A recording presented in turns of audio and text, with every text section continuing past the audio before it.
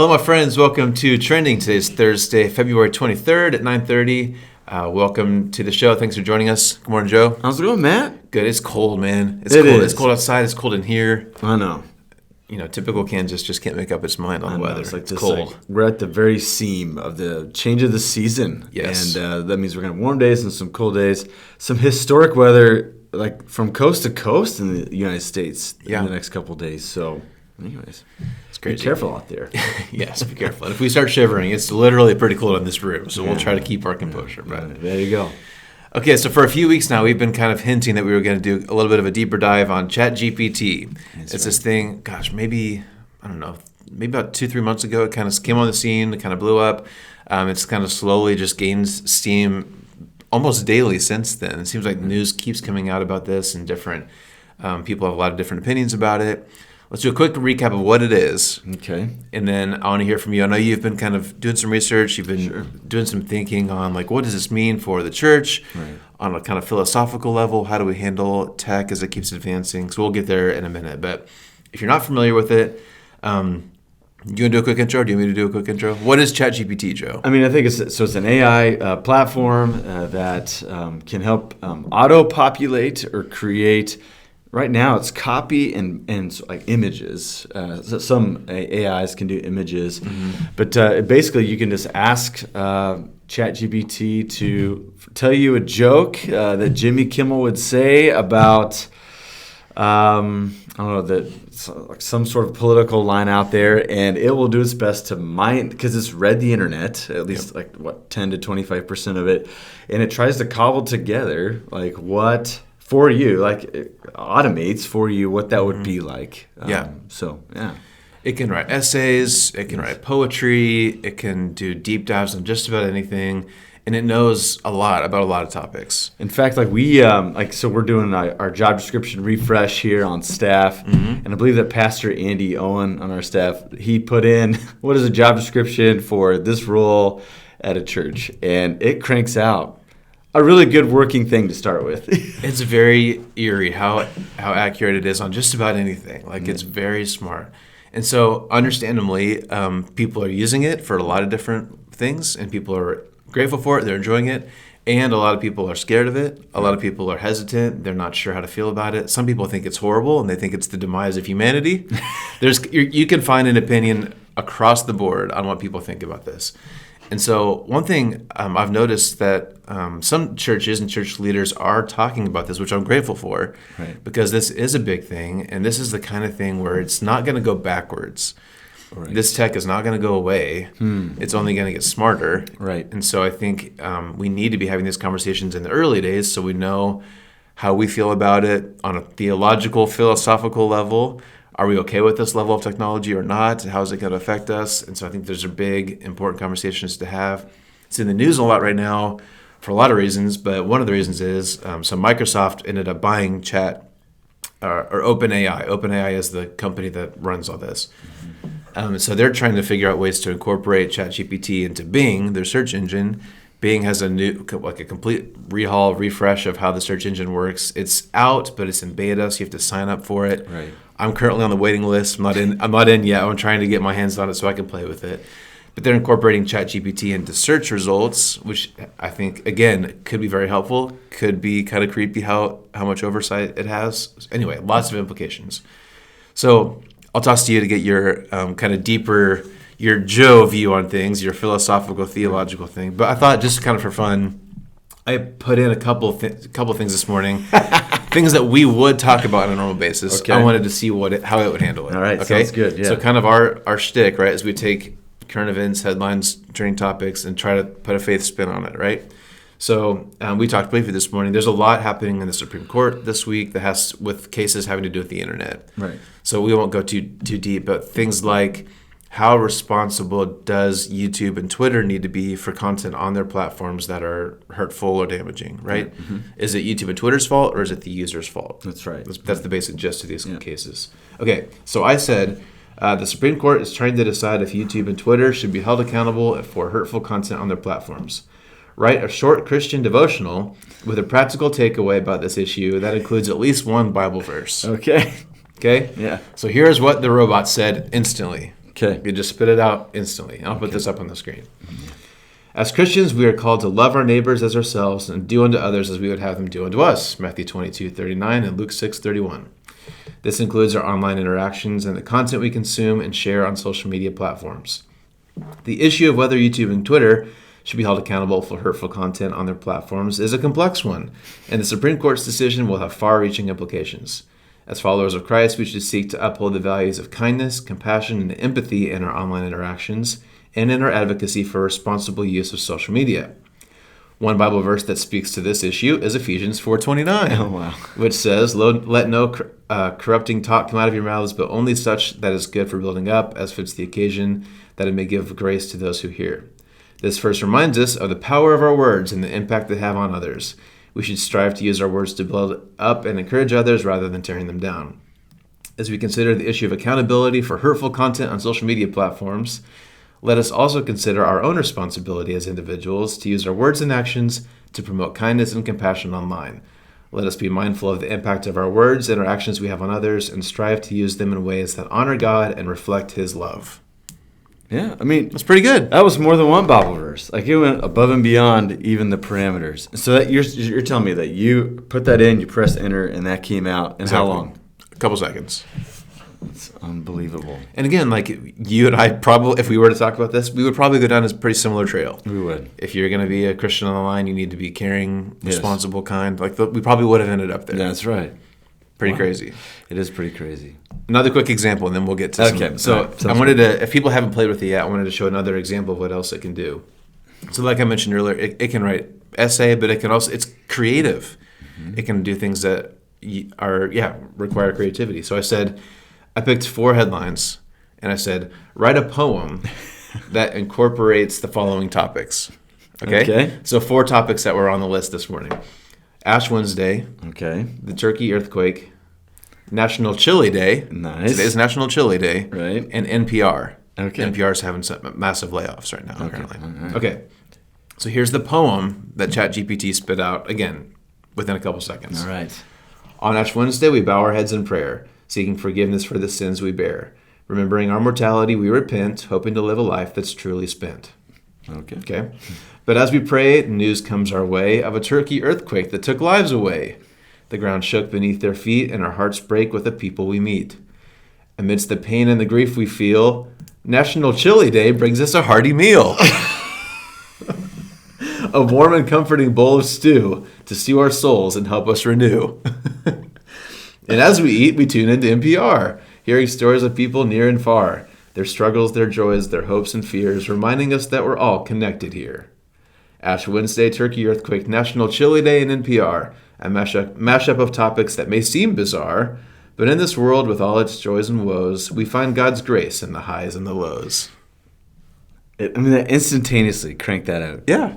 Oh my gosh. So again, that's like creativity. That's not just data. Right. It rhymed. Right. It's creative, right? Right. So it's not necessarily just like mining information, but it's writing pretty compelling information. Yes. Okay. Wanted to give some examples. Sorry, that kind of took a few minutes, but Right. when you hear this, Joe, I know you've been thinking about this. Yeah. Where does your mind go on a theological, philosophical level? Right. Yeah. It's a good, bad, evil mix of all those things. What do you think? So I think the Bible from beginning to end has an interesting discussion about advancement technology. I mean, when we think of technology, we think of like computers and stuff, but technology is just tools that are made to help leverage and advance human society.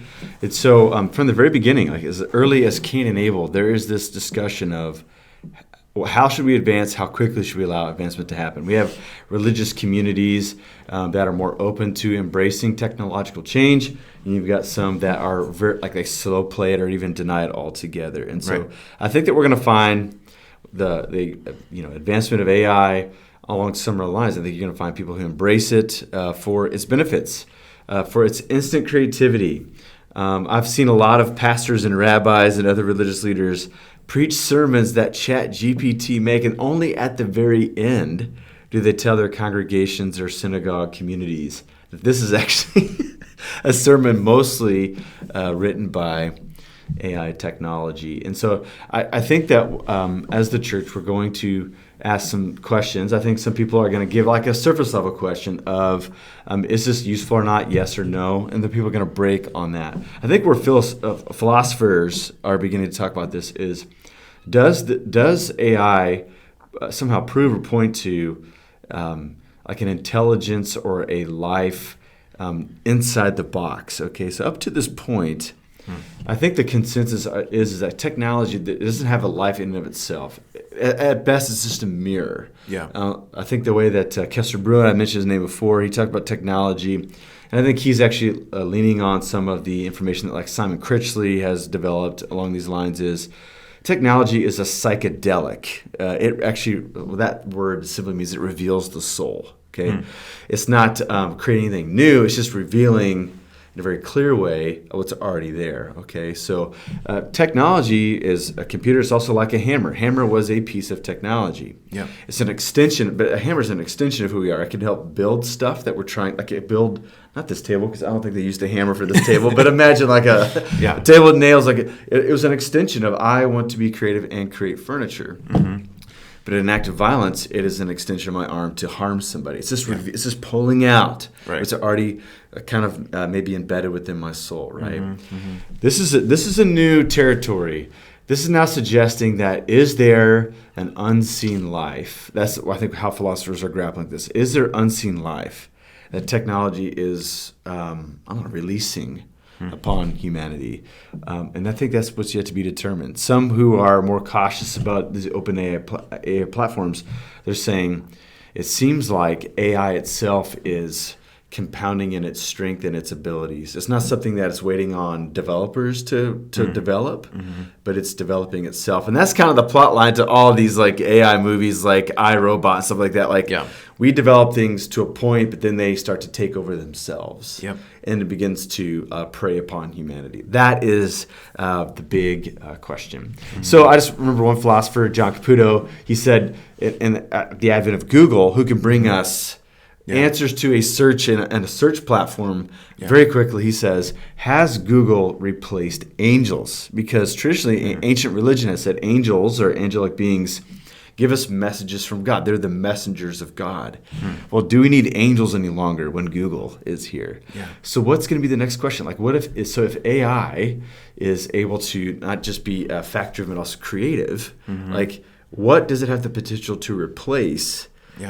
Which religion has actually given humanity up to this point. I think that's what religious and philosophical philosophers of religion are going to begin to ask is what part of our religious structures now are going to be replaced and augmented because of the development of this technology. So I mean, there's just a lot going on there. So I guess maybe we could spend a couple minutes. I'm interested in this topic, and I've been kind of playing with it. I want to be educated. I want to know what it's capable of, and I want to know what's going on. So I've been playing with it, and I think people know I've been playing with it. So people have asked me some questions. Right. And I guess I want to maybe talk for a minute, and then I'd love your feedback on this. Like whenever there's new technology, it can be scary, right? And it's hard to know how far is too far. Right. Are we playing God with some of this kind of stuff? Like it gets messy, right? And there's not a real clear cut, like you can go this far and then you've gone too far. That line is hard to discern, right? But one thing I've noticed is that whenever there's new technology or a new breakthrough of some kind, people are afraid of that, right? It's like I remember I've read about this in my media classes and stuff. With the printing press, people thought that was way too far. Like we were not meant to have this much knowledge, right? Even like math. When math got more complex, there were some people who were saying, we're learning things that humans were not intended to learn. Like when you kind of bump up against what was previously possible for humanity, it's scary, right? And again, internet, social media, anytime there's like a major revolution, even like the assembly line, right? Anytime there's like a ground shaking kind of pushing the boundaries of what humanity is capable of, it's scary, right?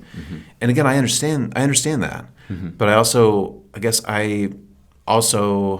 so far, every one of those advancements has helped. It's also caused pain, right? But it's also overall, I think you can make an argument that it's helped humanity. Right. Maybe that's a rough line in itself, but I guess so. If someone's struggling with this, if they're not sure how to feel about it, or maybe they think it's wrong for us to be relying on AI, especially if it starts helping us make decisions and it has implications for our day-to-day life. If someone's kind of fearful, what would you say to them?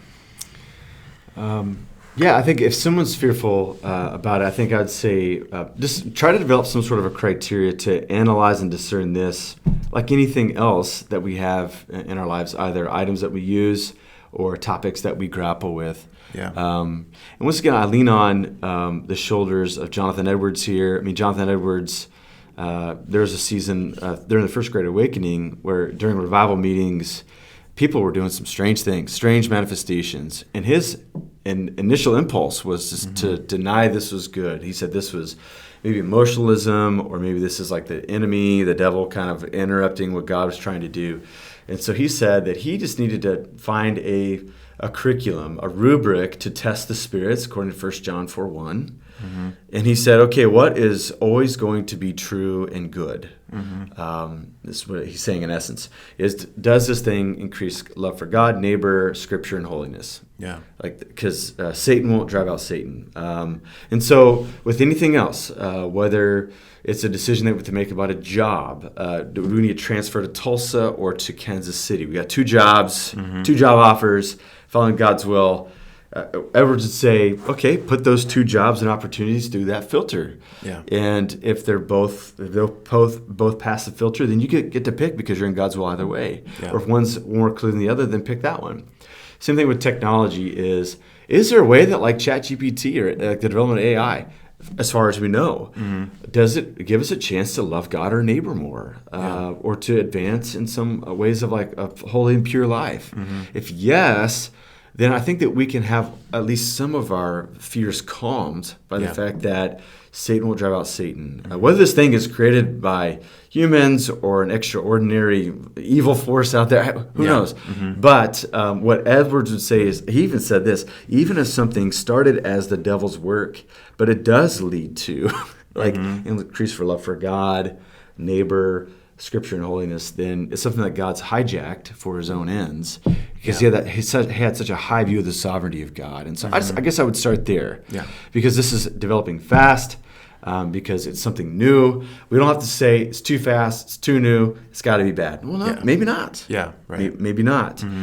So have some sort of a rubric. That's a rubric that I'm using. You could use whatever rubric you want according to your own study of Scripture. You can always lean on our religious tradition, like Mennonite Brethren, go to the higher powers of our Mennonite Brethren community and say, well, what are they saying about it? And you can lean on tradition if you'd like to. I would just say, search for a rubric that serves and guides you in your spirituality, and then test the spirits, test these things through those filters and rubrics. And I think you can feel confident on the other side of your discernment and seeking. Yeah. I guess one thing I want to be clear about, this is all very new, right? Like this stuff, all of us are still figuring it out. None of us have a really clear idea of where it's heading. And so it is a little scary. We don't know where it's going to go. And even there's been some reports of some of the things. Again, you can say whatever you want. You can put whatever prompts you want into this thing, and it kicks out.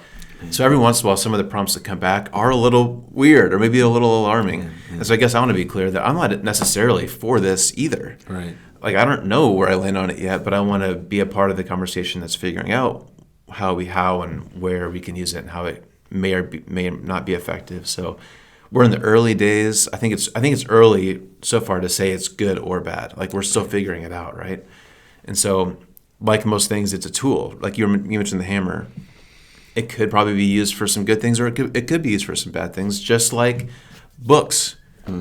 Good and bad things could be published in books. That's right. And we forget that technically air is a medium. We can say whatever we could go to park and shout whatever we want. We could shout good things or bad things. So just like every other medium, it can be used for good or evil. It's up to us how we use it. This is a little bit different because it is this whole AI thing. But I think it's early. It's good for us to admit that it's early. We don't know where this is headed. So stay humble. We don't know where this is going. And I guess it's wise to be cautious, and it's wise not to just shun it completely, I would say. Because it's like I said, it's something that's only going to continue to develop. So we need to be educated on it. I guess that's where I'm kind of landing. Yeah, I think the positive thing it does is it does help spur creativity. Like in a moment, totally. you could say, I wonder what a hip hop song about extreme couponing would be like. Does that seem redemptive? Probably not. But there is something about living into our creative genius that leads to good and redemptive things. Yeah. But as it starts to automate life a little bit, there are some serious questions. Yeah. Probably the biggest frontier of this is in education. Yeah. What does education look like in an AI world where now we don't, students, we don't know for sure if they're actually writing their own content originally or not. Right. But some teachers are like, get it off all of our computers. There actually are some educators saying, let's leverage it. Let's change the nature of an assignment now. Yeah, right. Let's, instead of like shunning it and prohibiting it, how about we all open it together and we see what it's saying, and we kind of have a discussion after consulting this powerful machine, or this powerful platform to retrieve information in a moment's notice, right? So it does have the opportunity to help create and to move things in a different direction. If you haven't listened to it yet, because Matt's so bashful, you actually did a interview.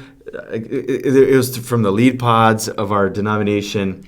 And Matt, you actually asked ChatGPT what questions we need to be grappling with, and then you asked those questions to ChatGPT. Yep. So you interviewed you hosted an interview between ChatGPT and itself about religion. If you listen to it, you'll see that there is this barrier still of how, even though, even with questions of church and religion, the AI is saying these things won't replace the presence of a pastor or the wisdom of a minister or the wisdom of counselors. Yeah. So there still at least exists at this iteration of AI, there is this barrier. We know that there's still some places where angels fear to tread, where even technology can inform you. Yeah. The mysteries of the divine, of God, that we still need human interaction with as we work it out together. And so that is a comforting thought still. Yes. That there is not a hubris about these things, to saying we're kicking God out, and there's no longer, religious tradition is no longer necessary because we've got it all hammered out and figured out now. Yeah. We're not there yet. Yep. Will they get there? I don't know. If there's always hubris to be had in these types of things, but I think there still is a solemnity about what humans can figure out together, with the aid of technology, of course, but not in absence of religious tradition. Yeah, no, that's really good. Yeah, I guess if I was to sum up my thoughts, it'd be to be cautious, but don't be so cautious that you're completely left out of the conversation. Because I think if all of Christians take themselves out of this conversation, that is also dangerous. If only people who don't believe in God are making big decisions, then we have to live with those consequences too, right? So I think you have to be cautious, but don't be so cautious that you're not involved. That's where I come in landing. Yeah, and the really good commentary, and this is going to take some time. Yes. Unfortunately, the guild of American religion in academics, but also in church life, we take our time. So if we want to answer right now, we are going to be let down. But because there is this careful observation of practice and mining the minds of our religious tradition. It just takes some time and conferences and scholars getting together and church folks involved, interacting with our experiences for some really solid information to come out. And so right now what you're hearing a lot out there, and I've been trying to look feverishly for some good comment on it. Yeah. It's just saying, well, it may be able to teach, but it doesn't preach. Well, okay. I mean, that's kind of some cheap scores, cheap points getting there. But I think it's going to take maybe 18 months, 2 years for the guilds of academics and the church life to come together and to harmonize on what does this mean for the life of faith in the far beyond in the days to come. And so just hold on tight. So experiment, do it within community, keep our minds on, keep an open mind, and we'll see what happens from here. Yeah, well, it will continue to be a big conversation for probably years to come. So we'll probably have another episode where we talk about this again. Yes, an update. Yes. This will be a beat. Yes. A beat on training. AI beat. All right, well, thanks, Joe. I know you've been doing a lot of research, so thanks for putting in some time to get us some good thoughts there. Okay, anything else to wrap up today? Nothing much. I think you should link your podcast on LeadPods there because it was fun to listen to. Yeah. And it kind of gives people flavor of how ChatGPT interacts with your questions and inquiry. So, yeah. Okay, I'll put it in the comments. Wherever you're watching, check out the comments if you're interested. I don't know. Okay, have a great rest of your week. Hope to see you Sunday morning as we continue Who Am I Becoming? You're preaching on Sunday? Yeah, man. That'd be great. So it'll be lesson 2 of this 6-part series. So if you're in town, we'd love to see you. See you on Sunday and back here next week. Have a good weekend, everybody. See you next time.